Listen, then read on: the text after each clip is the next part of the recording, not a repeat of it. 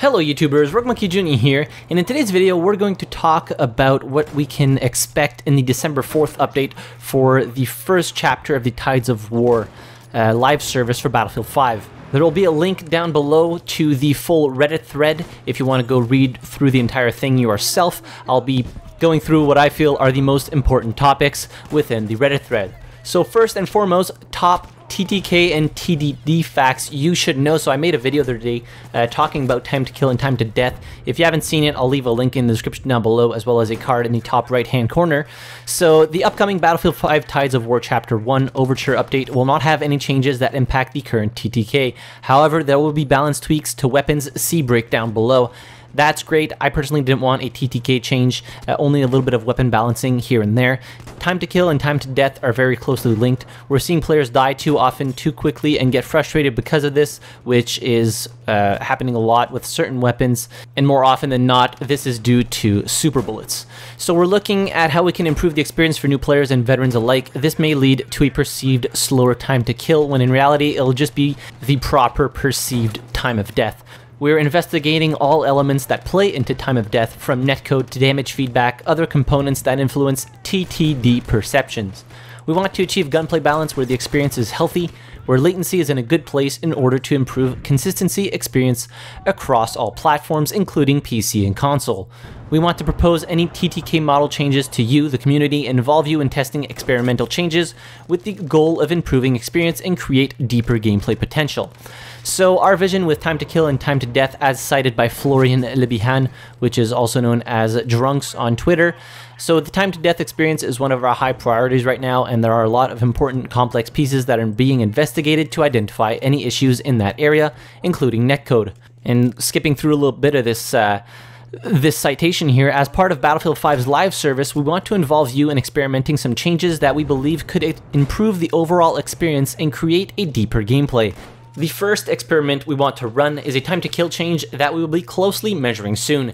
This time to kill experiment may take the following shape, but may change as we're still investigating how to approach.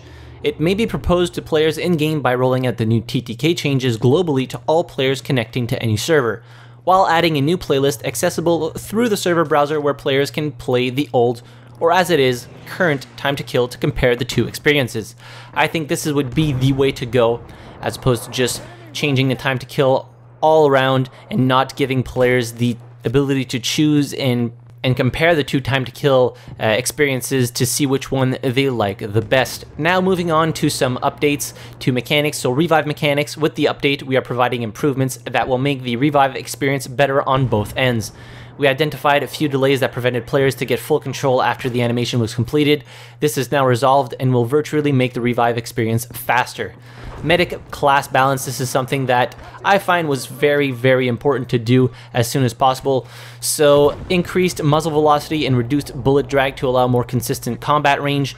Increased the 5-hit kill range of SMGs to 30 meters instead of 25 meters, and improved sustained fire accuracy of SMGs while aimed and stationary.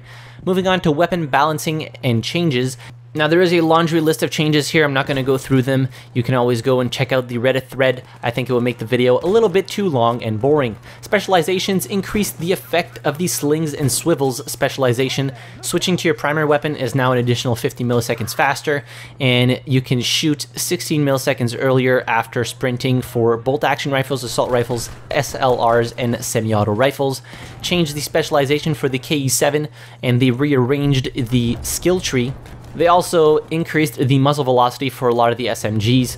Next, moving on to dragging down teammates. You will not see the ability to drag down teammates with this update. We are still investigating feasibility around this mechanic. I don't know if this mechanic is ever going to see the light of day in Battlefield 5. I think it's probably a mechanic that's going to be wonky if it is implemented, but you know, it was something that they said would be in Battlefield 5, so I don't know what's going on with this. Max rank company coin accrual. We have a back-end fix we have proposed server-side. We are still testing to ensure stability, and we'll update everyone once it's live.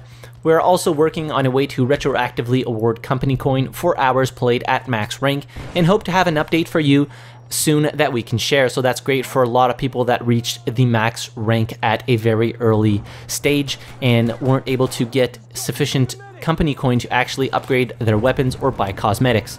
They are also working on some user interface updates, such as syncing loadouts across factions. This unfortunately isn't coming in this update. I don't really know why it was in here. Apply all to weapon skins. Not too sure what this is about. They're talking about airlifts in here, which is, to me, is kind of, I really don't care.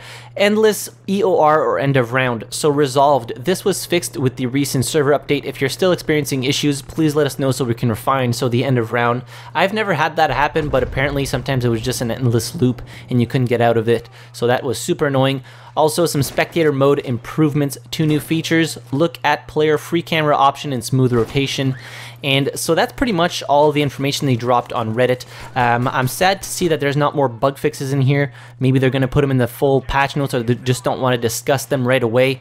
But they really need to work on the bugs that are in Battlefield 5. I've made a video about this. It's completely unfinished. There is so many bugs in here that sometimes they can just get downright frustrating, such as the awful audio problems that there is. You can't hear people running. Sometimes the audio just doesn't work at all. The explosion sounds, the gun sounds just don't work. Can't hear vehicles coming up. So it's something that they need to address as soon as possible, just so people don't start leaving Battlefield 5 behind.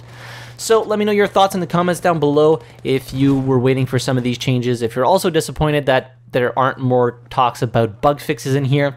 And while you're down there, be sure to hit the like button if you enjoyed the video. Subscribe to the channel if you haven't already, as I try to release Battlefield and other first-person shooter-related content. Before ending the video, keep your eyes peeled. I'm going to make a video compiling a bunch of fixes for performance issues for Battlefield 5 and also Battlefield coaching, which is coming back. And as always, thank you very much for watching. I really appreciate it. And I'll see you guys in the next video. Have a good one.